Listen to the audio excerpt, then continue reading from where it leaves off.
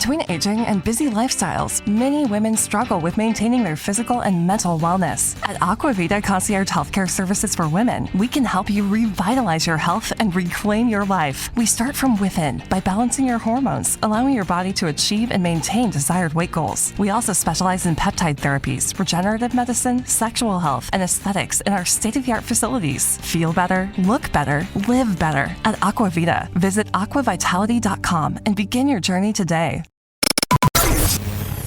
No brakes. No brakes. No fear. No fear.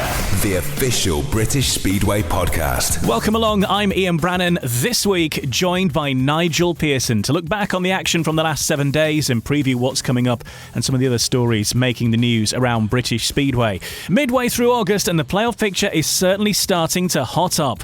League leaders Wolverhampton's 9-match winning streak ends after a pulsating contest against Peterborough. There's one thing trying to slow up a race, but to stop the bike in front of someone, turn back going over the curb off the throttle when he's just come under you. Yeah, I didn't like that. Meanwhile, the Bellevue Aces consolidated their position in the Premiership's top four after beating Kings Lynn 48-42 on Monday. Yeah, never could quite pin them back close enough, but we've come away with a point tonight, which I'm over the moon about, which we said in the game plan at the start is what we wanted as a minimum, so at least we've hit that target tonight. We'll have more reaction from those Monday night meetings, as well as previewing the upcoming action over the next 7 days, including a bank holiday doubleheader for Wolves and Bellevue fans. Meanwhile, in the Championship at the top, it's a 5-way tie currently. 5 teams all on 31 points, and there's 6 playoff places up for grabs. Having a look at that in more detail a bit later on as well. And we'll look ahead to the fixtures coming up over the next 7 days. The weather is going to be lovely across the UK, they tell us, over the next week. Let's spend it by watching some Speedway. We'll talk all about that, all to come in No Brakes, No Fear. No brakes, no fear. The official British Speedway podcast. Welcome along then. There's lots to get through this week, lots to look back on, lots to look forward to, and other things to chat about as well. We've got chats on the way with Nick Morris of Wolves, also Rob Lyon of Peterborough, Richie Worrell of Bellevue Aces, and Chris Harris of Peterborough as well, and Alex Brady of the Kings Lynn Stars, just to name a few of the chats that we've got on the way in this episode. But our special guest this week is somebody that needs no introduction to Speedway fans around the world, because of course he is the voice of Speedway on all coverage, really, British and international, as far as the English-speaking world, I think, goes, largely anyway. He is, of course, Nigel Pearson. Thanks, Ian. That was a big build-up. How do I follow that? That's amazing. Thank you. Great to have you along, Nige. Of course, we speak regularly about things that are happening in Speedway, because you are the ultimate brains behind this podcast, really. I feel like I'm sort of unmasking the Wizard of Oz there or something like that. But obviously we work very closely, but it's great to have you on as the star turn. And let's just look at British Speedway, where we're at this season, because when we look back 12 months ago, it was very frustrating. We were wanting to get the season on. We're hoping things were going to get going, but obviously it was increasingly looking like nothing was going to take place. But to get Speedway back in some form was a great boost. But to get it back now with fairly unrestricted crowds and pretty much a spot of normality in our lives as far as Speedway goes is a great achievement. Yeah, it feels really good, doesn't it? I mean, I've been so fearful for our sport. I think it was absolutely vital that Speedway got up and running again this year. Swindon decided not to, obviously. There were obviously concerns over the stadium redevelopment, but also Terry Russell did state the fact that there were concerns about logistically running Speedway this year, and I can understand why, because some clubs have really, really struggled. You only have to look at the early stages of the season. The restrictions hammered Birmingham, they hammered Kent, they hammered Poole, Bellevue, Wolverhampton. How those clubs pulled through with limited attendance levels. And it wasn't just the attendance levels, it was the protocol as well of you can only stand here or you can only stand there. You know, it was just utterly ridiculous, the protocols that were in place for those clubs to pull through. We lost Somerset, of course. Somerset have gone purely and simply because of the pandemic. There is no question about that, in my view. So we've lost clubs, and of course, Birmingham have expressed difficulties. Eastbourne, we know, are struggling. And Newcastle, it's only recently that they've confirmed that they'll carry on. So there have been challenges. But the reason the crowds were so low at Birmingham early on were because of the restrictions. It was just almost unworkable. But they've got a meeting tomorrow night now, Wednesday night against Plymouth with Jason Crump. And I just think it was absolutely vital after losing an entire league season, Ian, that British Speedway got back to business this year, and that's exactly what has happened. And of course, you've got experience of being a promoter in the past, and your involvement with Cradley, of course, in the Heathens when they were running, and the thankless task sometimes of being a promoter. It's a very difficult job to do, to satisfy everybody all of the time, and it's something that you can't do, but especially with these restrictions that are put on top of you, or have been put on top of you as a club, that whilst they've eased now, that knock-on effect from earlier in the year, the knock-on effect from not running last year, really, sets you back before you've even opened the doors, doesn't it, for the season? Absolutely. I mean, thankfully, during my time with Cradley, there were no restrictions. We had 10 years of running. The only restriction we had was that we didn't have a track of our own, but thankfully Wolverhampton and Birmingham stepped in, and that was a great time. But as a promoter, albeit at National League level, trying to please everybody all the time is impossible. Absolutely impossible. I still say now that even if you knocked Dudleywood Housing Estate down and rebuilt the old stadium and brought Greg and Billy back as number 1 and 2, some people wouldn't be happy. That's the nature of Speedway. That's how it is. It's been difficult. It's been tough. And my respect for promoters with their own money in this sport, risking it constantly, has gone up immeasurably since the pandemic and, since coming back this season in almost unworkable conditions just to keep clubs going. I think it's a remarkable achievement, Ian. And explain to us some of the work that goes on behind the scenes to try and keep clubs afloat, because obviously we've talked about the clubs that have had some issues, and then you'll see people saying, well, what are the authorities doing to help these clubs out? People need to stand up and help them out now. That is happening, isn't it? But it's kind of a little bit tricky because the help available isn't necessarily as helpful as you'd perhaps hope. I'm talking about the help from the government. That help that's on offer to clubs isn't sort of without its pitfalls. Yeah, there is that, but the problem is with a lot of the government money at the time. I think Rob Godfrey might have said it on this podcast very early on, Ian, was that a lot of it was in the form of loans. And the last time I checked, whenever you borrow money, somehow you've got to pay it back. I mean, I was very interested to see that Rugby League got a £16 million loan very early on last season. I'm interested how that money's being paid back. I'm not au fait with the payment structure or anything like that, but suddenly for Rugby League to find £16 million to pay a loan back, well, good luck to them. But British Speedway, to be fair to them, they have refused loan money because that has enabled them then to just start with a clean slate rather than having to start on the back foot borrowing money. It's a false economy. Your bank account might look nice with a few grand in it, but it's not your money really, is it? It's got to be paid back. All it can do is help cash flow. I mean, I remember at the start of the pandemic, my own business, we took out a bounce back loan very, very early on for quite a significant amount of money because I had no idea when I'd be starting to work on live sport again. And when would live sport come back? But when it did start to come back, I ensured that my limited company paid that money back, the vast majority of it, so we didn't have that money round our neck. So, I think that's how Speedway approached it as well. I think Scotland were slightly more fortunate. Glasgow and Edinburgh had some money from the Scottish government, which is excellent. All the clubs who pull through this, and we're not at the end of this pandemic yet anyway. So all the clubs who pull through this deserve massive credit, and it's as big an achievement as winning a league title and more, in my opinion. The challenges that this sport has had have been the biggest challenges of the modern era in my lifetime.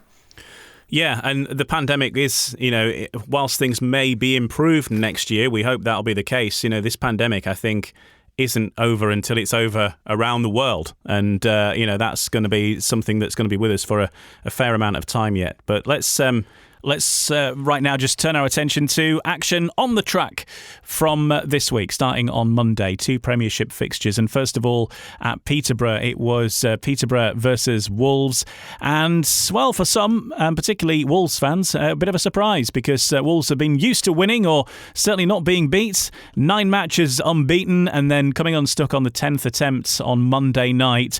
And it just shows that things are not quite done and dusted at the top of that Premiership table just yet. But really, you'd probably say that it all boiled down to a really bad and uncharacteristically bad night for Sam Masters. I think that was it. 3 points for Sam Masters is unheard of, and I know Sam pretty well. He's a great guy and he'll absolutely be beating himself up about that, but from his point of view, he'll be hoping that it's only a blip, and if they meet again in the playoffs, he can score 10, 11 or 12 and that'll be the difference. You know, I'm told there was a huge crowd. They had to delay the start to get the fans in. There were queues at the turnstiles.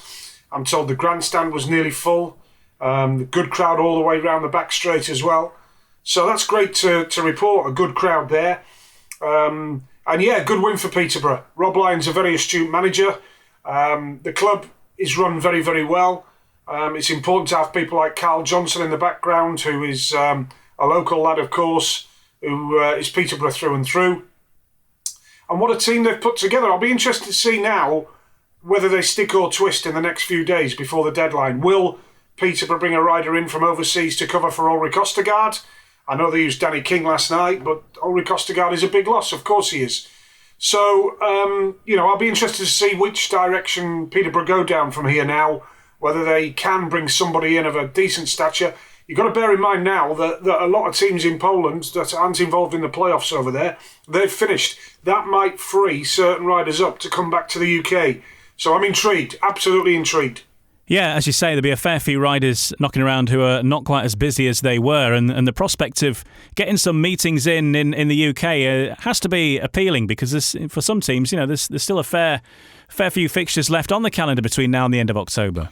Well, absolutely. I mean, it's some clubs have got 10 meetings left, and that's not to be sniffed at for riders who have missed out in Poland with the playoffs. So maybe there is an opportunity for Peterborough to sign somebody who could be interested to come over here and do 6, 7, 8, 9, 10, maybe 12 matches with the playoffs. So, yeah, there is that option. Let's see. I remember in 2016 when Ty Wuffernan came back over to ride for Wolverhampton when he'd finished early in Poland, and he decided to come back to Wolverhampton in 2016, and they went on and won the league title. So, who knows? There might be 1 or 2 twists and turns to come yet. Maybe a surprise or 2 for Wolverhampton fans that might be thinking, well, we're going to win this league title. Don't tell Peter Adams that, because Peter Adams is very, very astute. And if he hears talk of we're going to win the league, he'll turn his nose up at that and go, long way to go yet, mate. Wise words from a man who's played the game before. Let's hear from his opposite number, though, right now. Let's hear from Rob Lyon, who's been speaking to BBC Radio Cambridgeshire. Yeah, well, I mean, obviously, Bomber started slowly. He was struggling, his squat bikes, and you saw what he did in Heat 13 off Gate 4, which no one had done all night.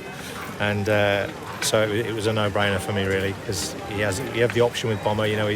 He's always capable of coming from the back, as we know, and Hans was riding well and strong off the gates a little bit better at the second half of the meeting, and yeah, it worked well. It worked really well, and really chuffed. But hats off to Wolves. They took part in a great meeting, and if all Speedway was like that, I guess you wouldn't have any major problems, really, would you?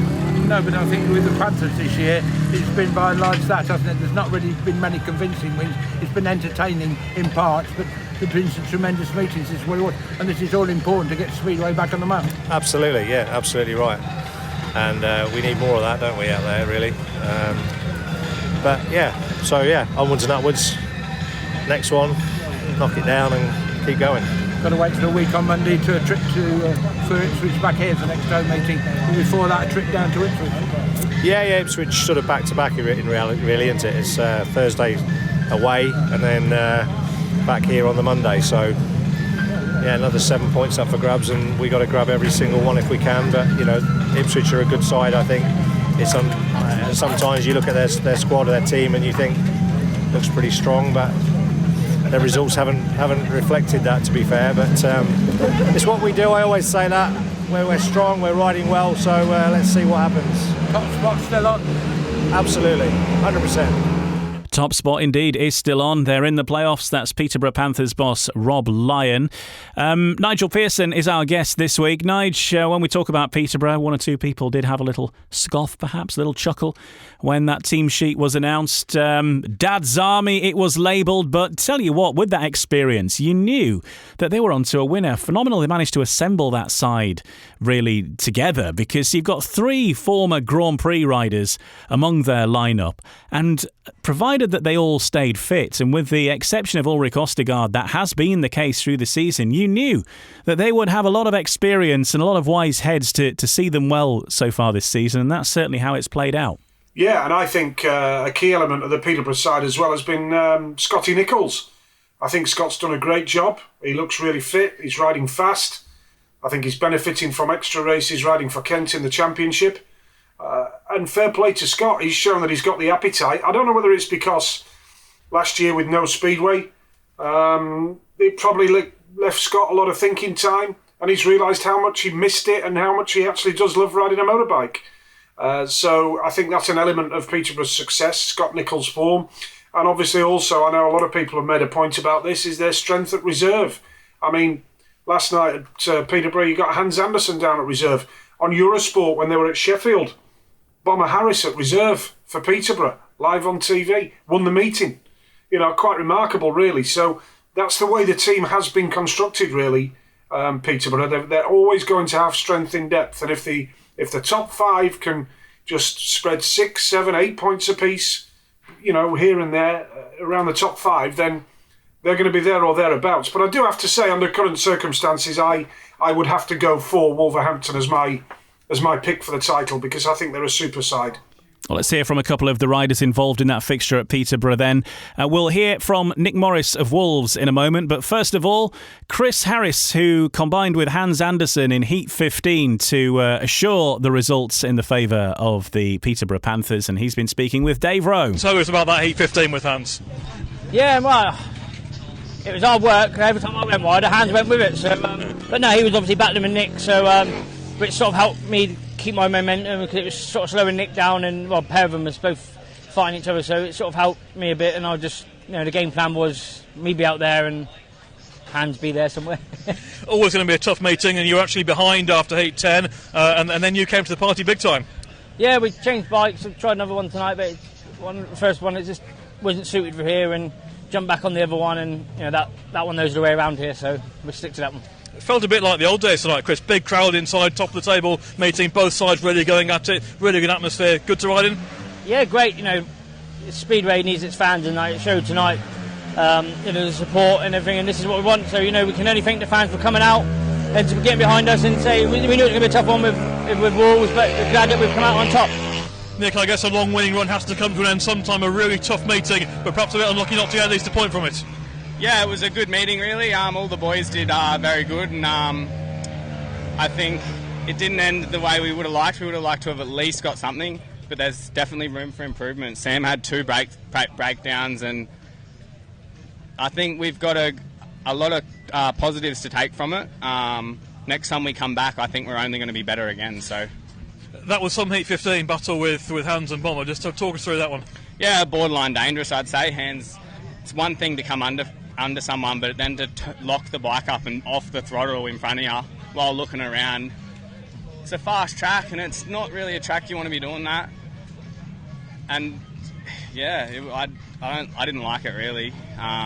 He did what he had to do, but it's dangerous. So there's one thing trying to slow up a race, but to stop the bike in front of someone, turn back going over the curb off the throttle when he's just come under you. Yeah, I didn't like that. Yeah. From a team point of view, you may have to come back here later in the season, because clearly Peterborough will also be in the playoffs. Have you learnt stuff from tonight that you can use hopefully later in the season? Yeah, 100%. I've never been that comfortable here this year, and we've got another engine off Johnsy, and it felt sweet tonight. I'm really happy with it. I had speed then. I just had hands coming under me, cutting back on me, and if I could just get a bit of momentum, I would have been fast. And I felt comfortable all night, making good starts, and the boys are sweet. I think we're feeling good, and we're just going to keep our feet on the ground and look forward to playoffs. Thanks, Nick. Move on. Thank you. Cheers, thanks. Cheers. Fair to say Nick Morris not overly chuffed with Hans Andersen after that Heat 15 at Peterborough Monday night, but making the point there, Nigel, that he felt that Wolves actually deserved a point perhaps out of that, but wasn't to be. But Sam Masters, of course, with the unusual form that night, really also, of course, as we mentioned already, the difference, but not something you'd expect to happen on too regular a basis, really. Yeah, he's had a fantastic season, Sam, and I'm delighted for him. During lockdown last year, he stayed over here with his family, didn't go back to Australia, had a Christmas in England as well, albeit not a normal Christmas, of course. Nobody had a normal Christmas, did they? But, I'm delighted that Sam is reaping the rewards. I know he's done some meetings, I think, in Denmark as well. So hopefully his patience of staying here has been rewarded by having a really good season. And I like the look of the Edinburgh team as well. They've got Josh Pickering in their side, who has been riding really well for Sheffield in the Premiership as well. I do like the Edinburgh side. In fact, the two Scottish sides look really good. So I think Sam Masters has had a great season. I'm sure last night was a blip, nothing more than that. And I'm pretty confident that he'll bounce back fairly quickly. I'm going to see him actually on Monday, Bank Holiday Monday.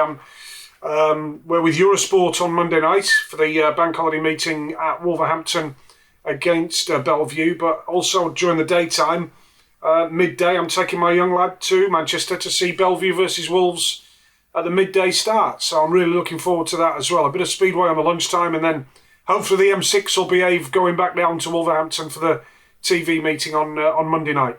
You can't beat a good old Bank Holiday doubleheader, can you? They're a great thing in speedway. Yeah, I mean, it takes me back to the Dudley Wolves Trophy days, when Craigley versus Wolves at 11 a.m. at Dudley Wood, and then off for a pizza at the local shopping centre or something in the afternoon, and then Monmouth Green in the evening for Wolves versus Craigley. I mean, they were even bigger than knockout cup or league matches. It was there was bodies on the line there, let me tell you. Bodies on the line. Good stuff. Right, well, we'll come to those fixtures very soon. But speaking of Bellevue, they consolidated their position in the Premiership's top four. It was 48-42 in a win over bottom side Kings Lynn Monday night.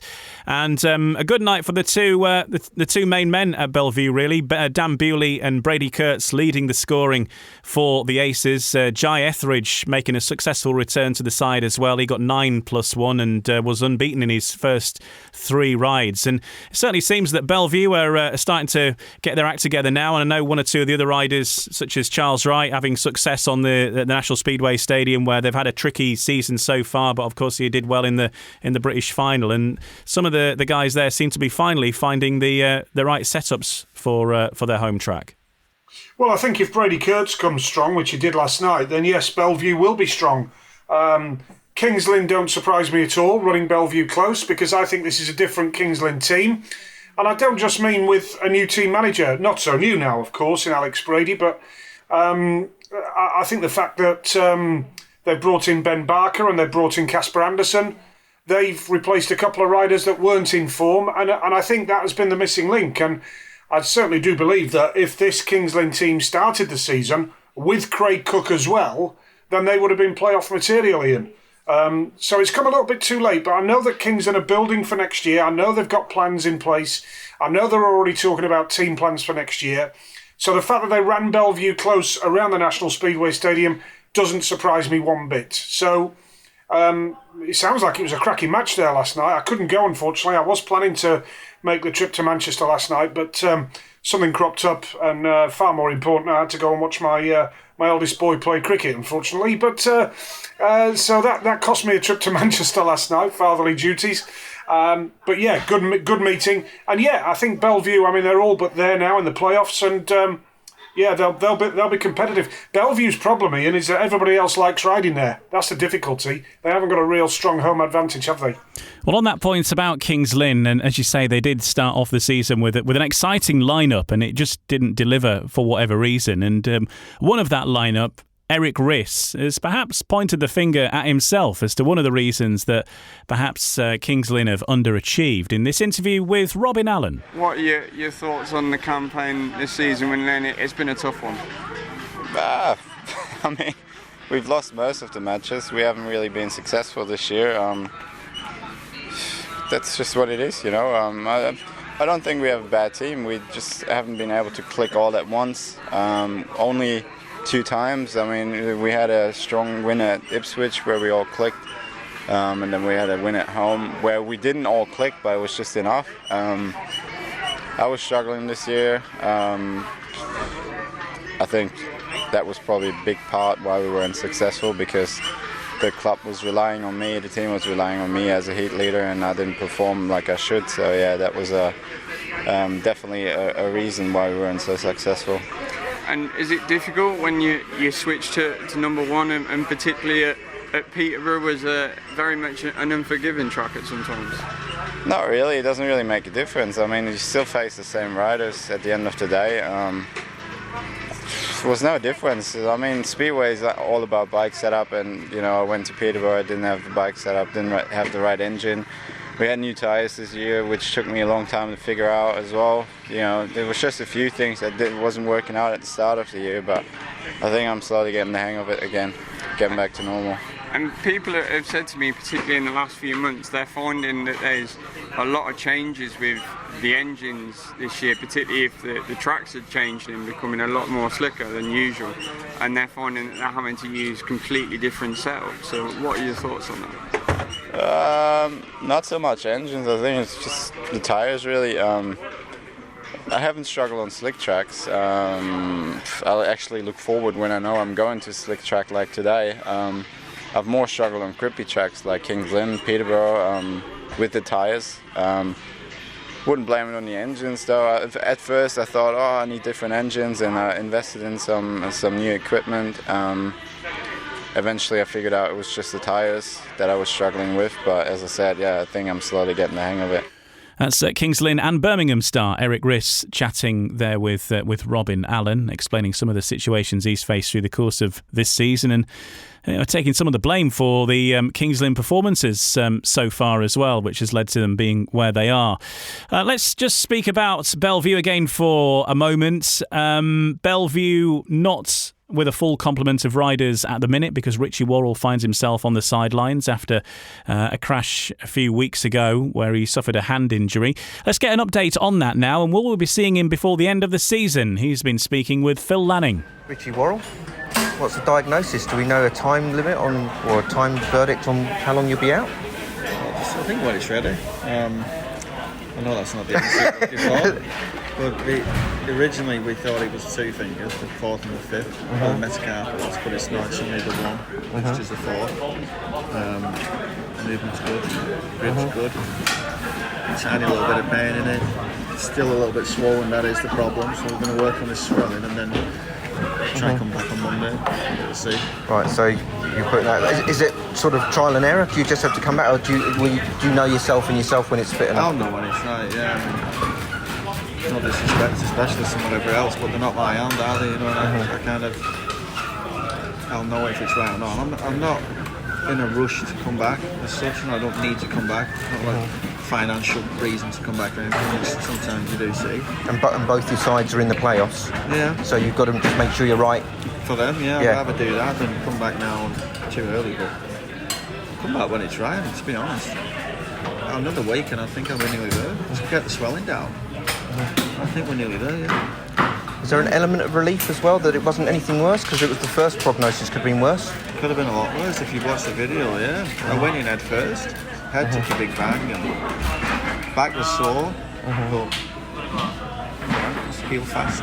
Okay, and obviously it's a big end to the season for you. You've had a really good season with both clubs, and you must feel with both getting into playoffs, there's a good chance of a medal at the end of it. I definitely don't want to miss it. I mean, I did that the last season, in 2019, with Leicester won and won pretty much everything, and I missed it. I just watched it, done all the work through the season to get in there. And then, is that hard to see that happen, to watch that unfold? It's not nice, because then some guest comes in and he stood there in the pictures. Yeah, that was your brother at Glasgow. I mean, it is hard to watch though, because there's nothing better. I mean, if you was to ask me what the highlight of my Speedway career was winning the league with Poole.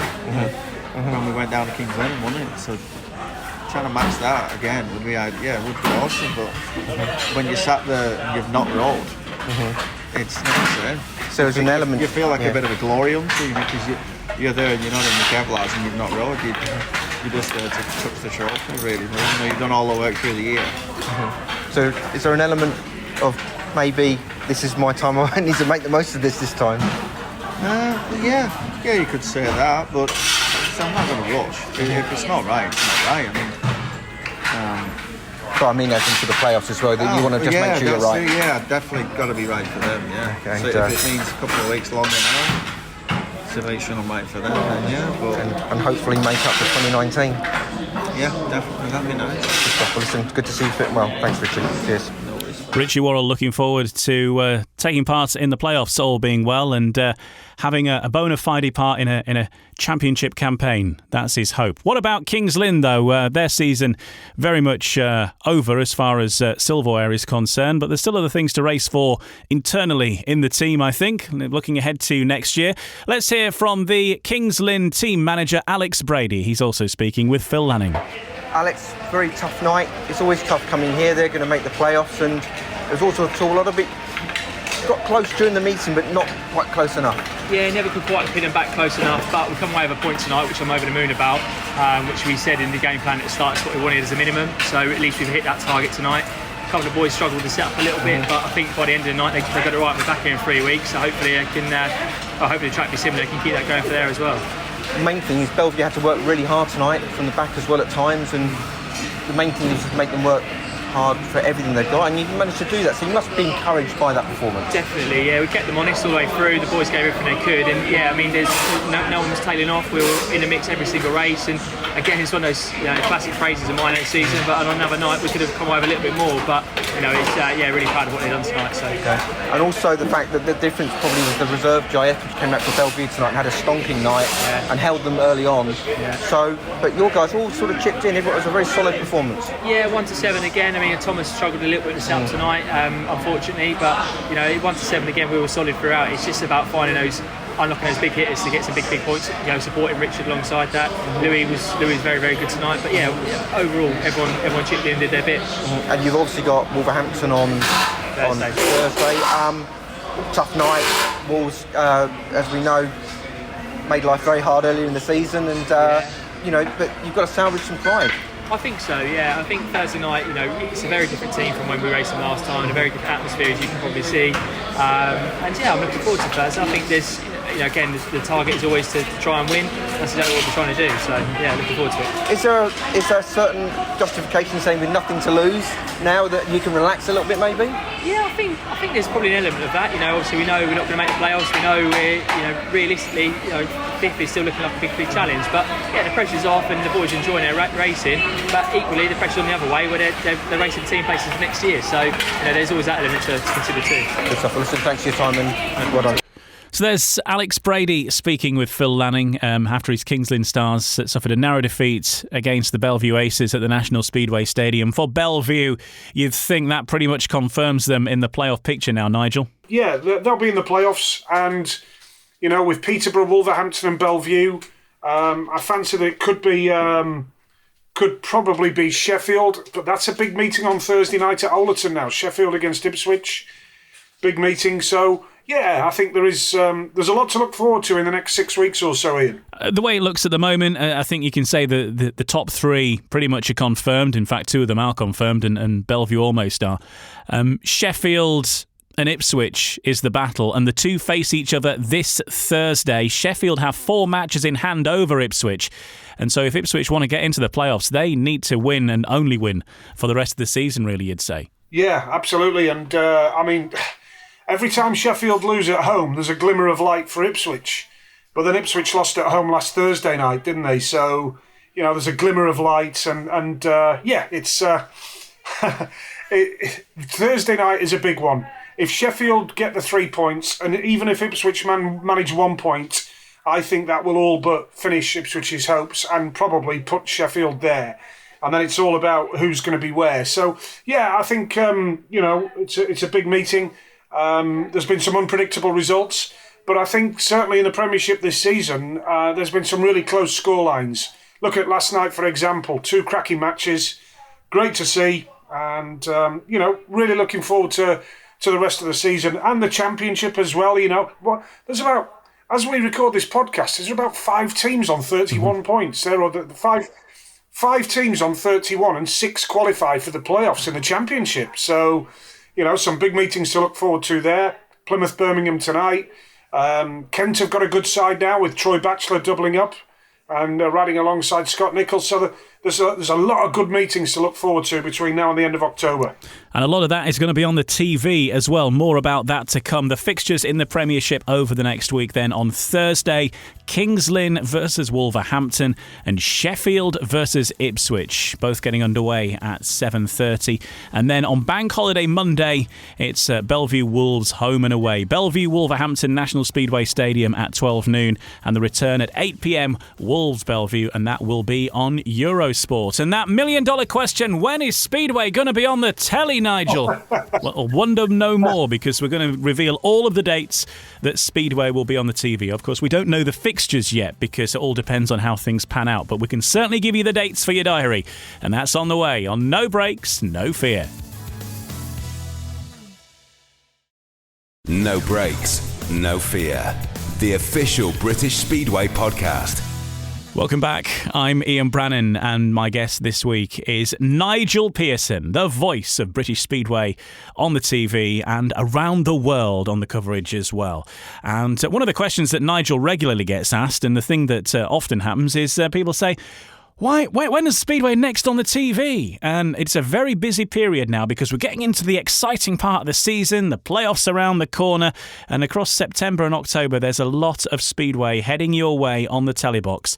And right now, to put you out of your misery and answer all of those questions on social media as to when the next fixture is going to be, here is the definitive list once and for all, and may we never see another post saying, "When's the Speedway next on the telly, please?" Nigel, over to you. TV dates are as follows. Bank Holiday Monday, the 30th of August, will be Bellevue Wolverhampton. The following Monday is the 6th of September. We're going to have now 4 straight Monday night broadcasts. 30th of August, 6th of September, 13th and 20th of September. That's 4 straight Monday night league broadcasts of league matches. Then on the 27th of September, playoff semi-final 1 first leg. Thursday the 30th, playoff semi-final 2 first leg. 4th and 7th of October, the remaining 2 semi-finals. These are Mondays and Thursdays, Ian. And then the dates for the final of the Premiership are Monday the 11th of October and Thursday the 14th of October. So we've still got 10 live outside broadcasts of British Speedway to come between now and the 14th of October. So 10 outside broadcast shows for British Speedway in the next 6 weeks. And as we get to the end of September and the first couple of weeks of October, it's twice a week. Yes, from the 27th of September, we will have 6 shows on Eurosport in 3 weeks. 6 shows in 3 weeks, so it's 2 shows a week. We're really catching up now, aren't we? There you go. We always said it doesn't matter how you divide it up. This is the amount of fixtures you're going to get, and it's all coming. Yeah, we've missed it though. We've missed it during the break. So I was frustrated last night. I was frustrated last night that we weren't actually at a meeting. That was disappointing. But look, TV schedules are what they are. It's not just Eurosport. It's any other TV company I've worked for. You have to stick to the schedule. That's how it is. But for any Speedway fans, and they do say this, I know because I get it on my own personal Twitter, why aren't Eurosport doing as much as BT used to? Well, by the middle of October, they will have done as many as the previous deal with BT.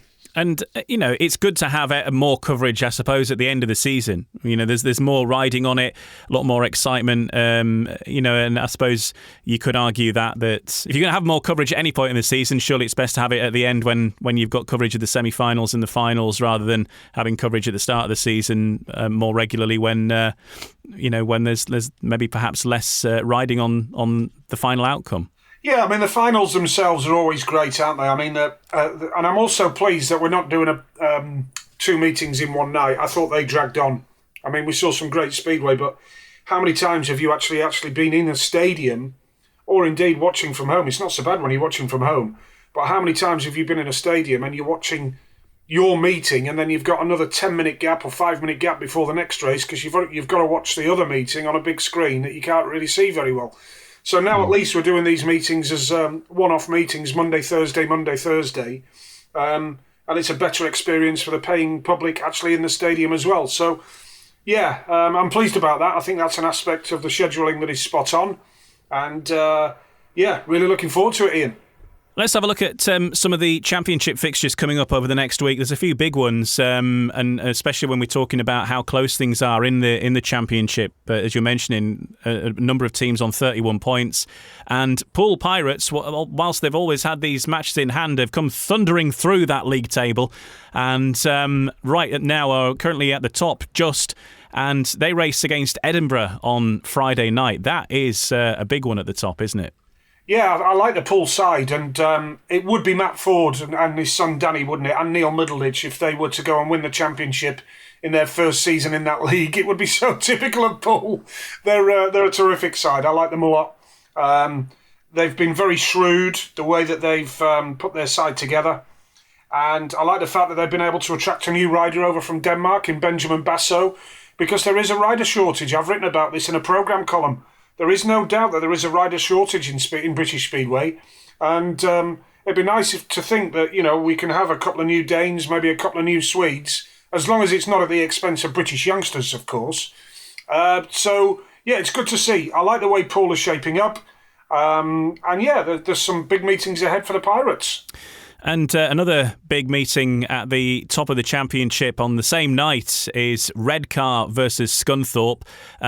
Both teams have been there or thereabouts all season long, and they look like they're certs for the playoffs, you would think. But you never know what's going to happen on a night at the Media Prima Arena, as they say. Yeah, well, Redcar have done particularly well without Jordan Stewart. And I think the Bears have done really well to keep the season going and ticking over.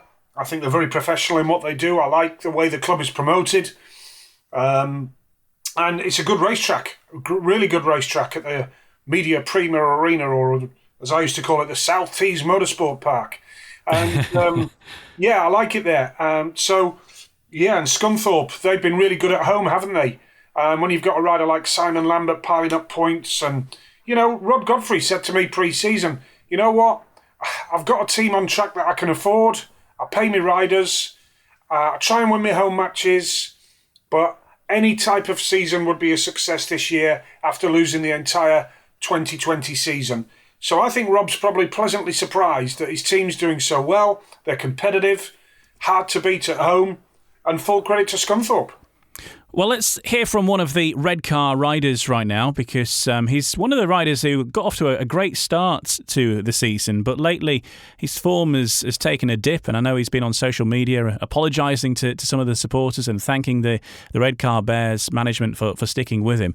Jordan Jenkins has been speaking with Robin Allen about his technical nightmares. Yeah, I've had a bit of a tough time, and I didn't know really what to put it down to. Sort of blaming myself a bit, and after having a few conversations with some different people, they've told me it's not me. They can see how hard I'm riding and see how hard I'm trying and changing things on the bike, and nothing just seems to be working. So the only thing that's changed is engine tuner sort of thing. I don't want to point any fingers or blame any people, it's just something that's just not worked out for me.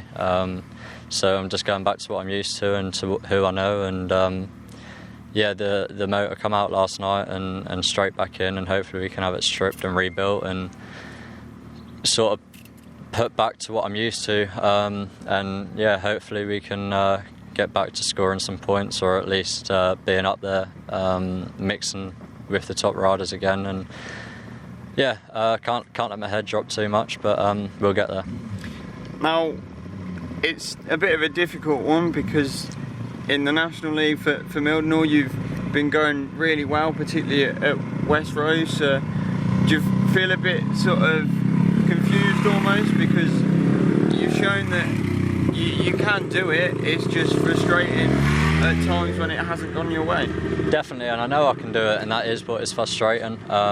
Going from having an 18-point maximum here on a Sunday, and then having the last 4 meetings for Redcar, absolutely nowhere, missing every single start. But I've been watching the videos and I can see how sharp I am away from the tapes. It's just the engine's just not pulling me to the first corner sort of thing. And people will say, well, you need to try different things, you need to change the setup. And believe you me, if you was in the pits with me last Friday at Redcar, you name it, I tried it. Even went out after the meeting and tried something that I've never even tried before, and still didn't get anywhere. So yeah, it is frustrating, but hopefully we can put it behind me now. And as you say, I've been winning races for fun around Mildenhall, and that's the frustrating bit. But when I've got to look back at it, the only thing that has changed between then and now is the engine. So hopefully we can go ahead on Friday with a clear frame of mind, and 2 meetings at Redcar, Friday, Sunday, and hopefully we can have 2 good ones as well.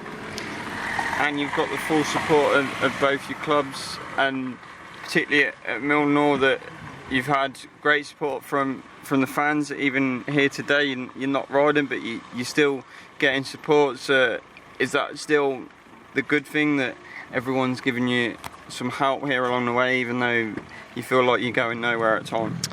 Yeah, I don't think I've had a bad meeting for Mildenhall this season, so fans love me here, I guess, and especially I've just got my new average, and hopefully we can get back here and put that number 1 race jacket back on. And yeah, I'm loving my time here.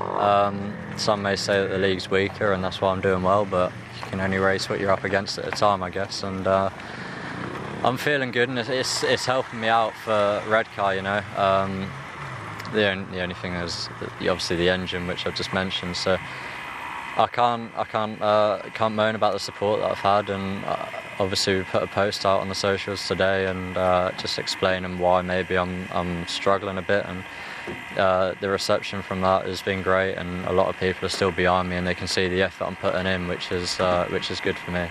And of course, 2 fixtures for the Redcar Bears this weekend. They're racing on Sunday as well as Friday. So Berwick on the Sunday. And then Friday, as we mentioned, against Scunthorpe Scorpions, who will also be bringing, hopefully, if he's fit, the current British champion, Adam Ellis, to Teesside. Yeah, I was surprised when Rob signed Adam Ellis. Obviously, it came at a cost with releasing Josh Orty, and I sincerely hope that we'll see Josh back on a Speedway bike next season, because he's too talented not to be riding Speedway. But Adam Ellis, brilliant win in the British final. I was delighted for him. He's a good lad, always pleasant to chat to. But what a good rider. I mean, I know I had a little go on TV saying, he's jumped at the start. How can the referee let that go? Adam's always been a little bit touchy at the start, always had a little nibble. But he's improved on that, and he's improved as a rider as well. I mean, I think he's just been terrific this season. And when he gets out in front, he's been amazing. And I think his move to Sheffield has helped him as well. It's a shame that Swindon didn't continue this year, because, you speak to Adam, Troy Batchelor, Jason Doyle, that track at the Abbey, which, let's remember, is still there waiting to have bikes on it, albeit the old stadium's still there and it hasn't been redeveloped yet for whatever reason. But the track there, which Troy Batchelor now says is one of the best tracks in Britain, that's still there waiting to go. And Adam and Batch and Doyley used to love it there. But the move to Sheffield for Adam Ellis, I think, has done him good. It's been a new challenge, and I think he's enjoyed it. It has been a fantastic year for him, and he comes across really well also when we had him on the podcast a few weeks ago. And if you've not heard that episode with Adam Ellis, please do go back and listen to it, because, yes, we're talking about fixtures from that week, but you get a great idea of the backstory of the amount of work that goes in, and the travel, the organisation that's involved. And similar with a few of our other guests we've had as well, Tom Brennan, Sam Masters, we've spoken to them across the course of this season as well, and a great insight in each of those episodes about the work that goes in to be a top-class Speedway rider in the modern era. Well, yeah, and I've enjoyed listening to all of them. I mean, Sam Masters speaks very well, good personality. Tom Brennan, a young man who really impresses me on and off the track. I think he came across brilliantly, and Adam as well on the podcast. Yeah, it's great to have these guys to listen to. And they're enjoying good careers now. I mean, look, let's not pretend, just because this is a British Speedway podcast, let's not pretend the sport isn't without its challenges and its problems right now. But we're not the only sport that's got challenges and problems. There are others. But we're not hiding away from that. But looking at the positives, the way these guys come across is brilliant. And somebody like Adam Ellis, Tom Brennan and Sam Masters, they're all enjoying really good seasons, and I'm personally delighted for them. As Nigel Pearson, this is No Brakes, No Fear, the official British Speedway podcast. We're going to have a look ahead to the fixtures that are coming up over the next 7 days. The weather is set to be fantastic over the coming week or so great opportunity to get out and see some Speedway. We're also going to talk about the potential for some new tracks to be joining British Speedway next year. Fingers crossed. We'll talk more about that with Nigel in a few moments here on No Brakes, No Fear. No Brakes, No Fear, the official British Speedway podcast. Welcome back. By the way, if you like your sporting podcasts and you're looking for some new ones, we are part of the Sport Social Podcast Network, which is the UK's first and only network dedicated purely to podcasts. Head to sport-social.co.uk to find your next favourite podcast.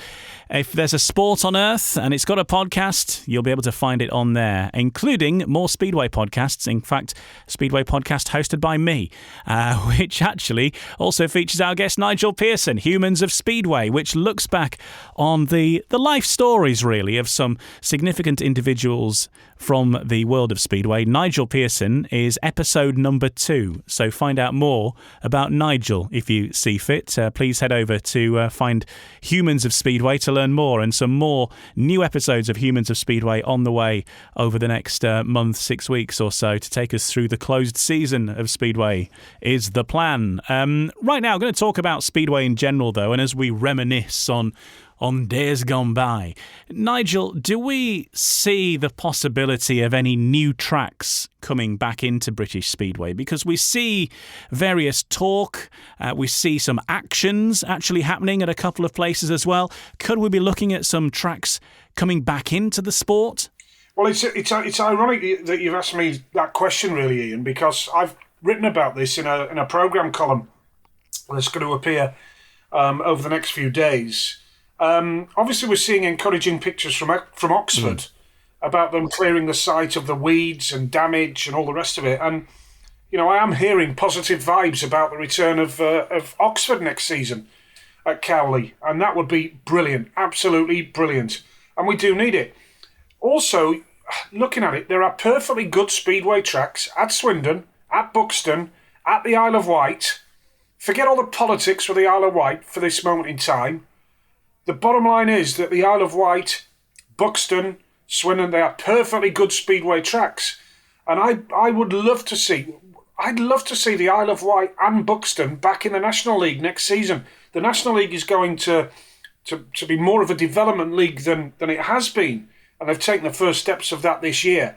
And I personally would love to see tracks like that back in the National League, to expand British Speedway, to bring tracks back. And I'm hearing whispers as well up in Workington, not Derwent Park, but there is a track there, the Northside Training Facility.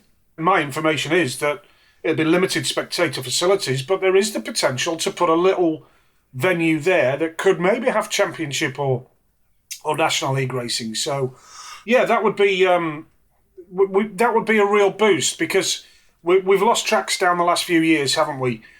Coventry, Lakeside, Rye House.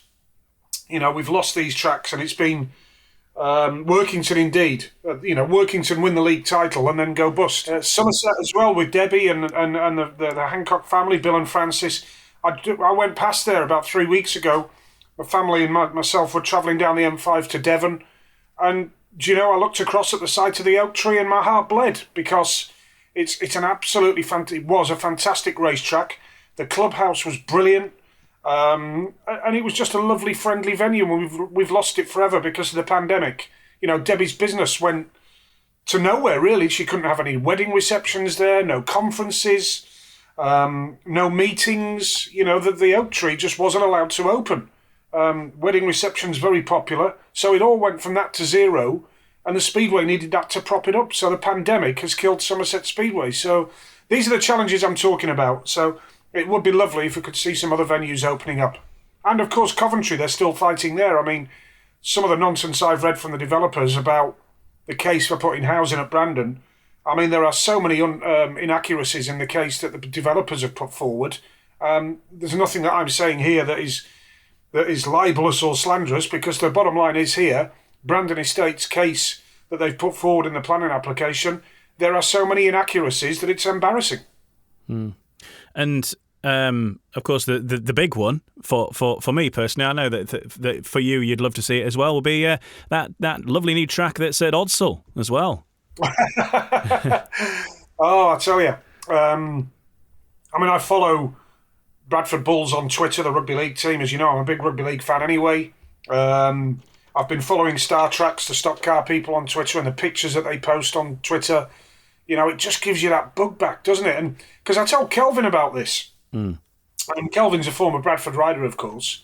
I said, there's a track at Bradford again now, because last time he went to Odsal was with myself about 4 or 5 years ago, when we were on our way to Halifax Golf Club to do one of our tour nights. And we dropped in at Odsal, and it was crumbling and it was decaying, and now they've given it a lick of paint.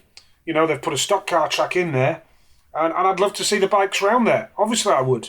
And I think it would automatically bring back, 1,000, 1,500 people back to the sport from West Yorkshire that don't go to Sheffield, don't go to Bellevue, but they would come back to Bradford. And I think it'd be wonderful. Obviously the air fence would have an implication on the width of the track. But no, it's a great venue. And there's so many people I know, like yourself, Ryan Sparks, who's the chief executive of Bradford City Football Club. He's a massive Bradford Duke Speedway fan. There's also a guy called David Threlfall Sykes, who's the head of media and communications at Huddersfield Town. And every time I do a football match there, all he talks about is the old Odsal days with his dad. Andy Giddings, who's a sports editor at BBC Radio Sheffield, he went to Odsal. All these guys, and there would be an appetite for it. And can you imagine, I don't know, a World Cup event there, a Speedway of Nations event there, or even a British Grand Prix there. But, having said that, I'm pleased that the Speedway of Nations are going to Bellevue this year, because, that track surpasses anything in the UK. So, Odsal would be great. If you're asking me, I don't have any information. I don't see any sign of any promoters wanting to go in there to run League Speedway, sadly. Unless you know something I don't, Ian. I don't. I just been reading the between the lines with the things that the Star Tracks stock car people have been saying, and there was a big poster a month or two about Speedway, wasn't there, to address the regular daily questions, I think, that they've been getting about Speedway. And it's like, well, look, very much it's in our plans, and not this year, but maybe next year. And they were looking to invest in an air fence of their own, with a view to maybe running one-off events initially, and maybe try and get whatever that is. I don't know what that would be, whether that's an international one or one of the other big fixtures of the year. But it does seem that there is interest in at least doing a bit of Speedway, and I think just to see a meeting at Odsal again would be fantastic. Just even if it was a one-off. Yeah, and I'd be there. I'd be at the front of the queue buying a ticket if I wasn't involved. No problem at all. And I had some great times at Odsal. So, if it happens, it happens. Brilliant. Great. But on the subject of tracks coming back, bring it on, I say, because we can't keep losing tracks. We can't. It's a worry for the sport. And these are the problems that I'm talking about. I know the background to the problems at the clubs that have had issues this year. And I'll leave it at that. I'm not going to comment any further. But everybody talks about what Speedway needs. My Twitter feed, I get it personally. We should do this, we should do that, unless this changes. The old classic is, something has to change. Well, what? What would you do? What would you do now to reinvent Speedway to bring thousands of people back through turnstiles? There you go. You tell us what you can do to reinvent Speedway to bring thousands of people back through turnstiles. I don't think anybody's got a simple answer to that with any degree of confidence. Well, there certainly isn't an answer that doesn't cost a considerable amount of money, I don't think. And and for the people, the thing I regularly see is, well, we just need one big league. But that isn't, you've got to bear in mind that the riders and stop doubling up. That riders need to ride for more than one team to pay for their existence in life. And I agree. And they need the extra meetings, keep that match sharpness. We've seen that with riders like Troy Batchelor saying, he wasn't riding enough to get in the groove and all this kind of stuff. And but at the same time, you've got to balance out the doubling up. You don't want doubling up to be dominated by top riders, I suppose, and really it should be reserved quite a lot for maybe the younger ones who don't have that opportunity to earn the big money in Poland or in a GP. There is too much doubling up. There is, and I don't like the fact that you can pay Premiership money one night to go and see riders, and then a few days later pay Championship money and you go and see the same riders in different colours. But there are ways where things can happen. And I do take on board those people who I fully respect that say that, we have to try something, we've got to try something different. Yeah, by all means try something different. But I just don't think the sport at this moment in time is in a position to gamble financially. I've written in programme columns up and down the country. For me, the priority for the sport in Britain this year has to be getting through to October the 31st with as many clubs intact as possible. And then let's see where we are for the start of next season. It's all about recovery from the pandemic, this. It's not, I don't think it's the time to actually be gambling big finances, big financial numbers on trying to do something different without any guarantees of success. I mean, hey, fair play to the cricket. They've done the 100, haven't they? And I look at the new audiences going in there. But they've invested millions in that. Our sport hasn't got millions to invest. We are literally trying to get through to the end of this year and then take another look and see where we go from here, in my opinion. Yeah, that is the thing. And people are comparing, the 100 and how cricket's reinvented itself and saying, well, Speedway should be doing something like this. I don't think people realise just the sheer amount of cash that goes into not just coming up with that idea and running it, but promoting it, advertising it. The TV deals that go with it are just on an absolute different universe than what Speedway's at the moment, unfortunately. And you're talking of tens or hundreds of millions of pounds. And yes, if Speedway had that, then you could do that. But we're not in that situation, unfortunately. So it's hard to compare Speedway with football and even with darts. Darts is a different situation as well. So Don't start me on that, Ian. Yeah. It is so much easier to promote indoor sports with no risk of bad weather, no risk of postponement, nice warm indoor venue with loud sound systems like concert venues, darts walk-ons. Yeah, it's been brilliant what has happened with darts. And Barry Hearn, Sky Sports, Sid Waddell, they all deserve fantastic credit for what has been achieved in one of my favourite sports. It's brilliant. It's brilliant. But I would argue it is easier to do that with an indoor sport than it is outdoors on a cold, windy night at Peterborough in October, just as an example. It's not as easy. Even expensive sound systems and flares, they cost thousands of pounds. If you want to hire a DJ from a local radio station, from Capital or one of the big radio stations, to come in, or a well-known DJ who has millions of followers on Insta to come and play some tunes in the interval and in between races. You're talking thousands of pounds, aren't you, Ian? Well, I mean, it's never happened to me, but... I said a good DJ. Yeah, well, I know, that's what I'm saying. You could get me for considerably less, but yeah, I know what you mean. It certainly, well, if you're going to get David Guetta, you wouldn't get any change out of £250,000, for example. But yeah, it is an expense, and certainly you would be looking at quite a chunk on the gate receipts. And as Nigel said there, Speedway is not without its faults. What is without its faults? Nothing is entirely perfect. But, we need to be excited about it. We are excited about it. Speedway is a fantastic support. We all want to see it continue. Get your friends to go down. Get excited. When you see them next time, say, oh, you should come down to Speedway. I did it with a friend of mine last week. I didn't even realise he was a big bike fan. And it turned out he was until I started the conversation. And now he wants to go to the Speedway and he's going to get the full red car experience at some point. And he's looking forward to it. Never been before in his life. And he's, nearly in his 40s.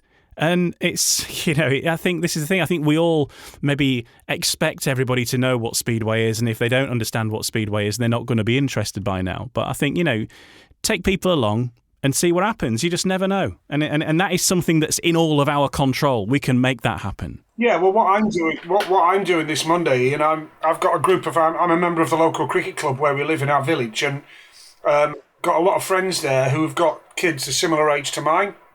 And we had a chat on Sunday over a couple of beers, as you do, while we're watching a bit of cricket. And I'm trying to get a group of maybe 8 to 10 people together to go to Wolverhampton on Monday against Bellevue. And all first-time Speedway goers, parents and kids. I've already spoken to Chris Van Straten about it. And if I can get a party of 8 or 10 or 12 adults and children to go along that have only ever seen it on TV, then, I think that'd be nice. And I think other people should try and do that. Tell your friends, tell them to come along. And by the way, I am paying for this party. It's not a freebie. So before people say, "Oh, that's all right, Pearson, but you'll get them in for now." No, I won't. I'll make sure that that payment is made. So, yeah, tell your friends, and some terrific meetings like the British final, 2 great matches last night. The championship I've mentioned, 5 teams on 31 points, some great stuff. I do have my views on how we can maybe make the championship and the premiership more different to each other. But, and as I say, although we're on an official British Speedway podcast here, I don't want to pretend that there are no problems for the sport and there are no challenges for the sport. We know there are. We know it's difficult. But let's get through to the end of October and let's have another look. That's what I say. Well, there's plenty of opportunity to check out some Speedway, as we mentioned. This is summer, this next couple of weeks. The weather, largely, it seems, is forecast to be great everywhere, pretty much. Fixtures on the way then. Wednesday night, Birmingham versus Plymouth and Poole versus Newcastle in the Championship. Thursday, Premiership action, Kings Lynn versus Wolverhampton and Sheffield versus Ipswich. And on Friday, a top-of-the-table clash between Edinburgh and Poole, Redcar versus Scunthorpe and Glasgow versus Berwick. Those are the Friday night fixtures. And then on Saturday, it's Berwick versus Eastbourne, Leicester versus Plymouth, and Berwick versus Eastbourne in the NDL after the Championship fixture. And then on Sunday, we've got Poole versus Birmingham and Redcar versus Berwick in the Championship. And we've got that double header on Bank Holiday Monday. It's Bellevue versus Wolverhampton in the Premiership at 12 o'clock, and the return leg, Wolves versus Bellevue at Monmore in the Premiership at 8 o'clock. And that fixture is going to be live on Eurosport. Yeah, looking forward to it. I presume because of that weather forecast you've just given us here, and then I'll be all right to continue wearing shorts in the commentary box. Will I get the legs out? Well, yeah. As long as it doesn't offend Kelvin. But, You should see his legs. Anyway. Last time you saw legs like his, they're on a snooker table.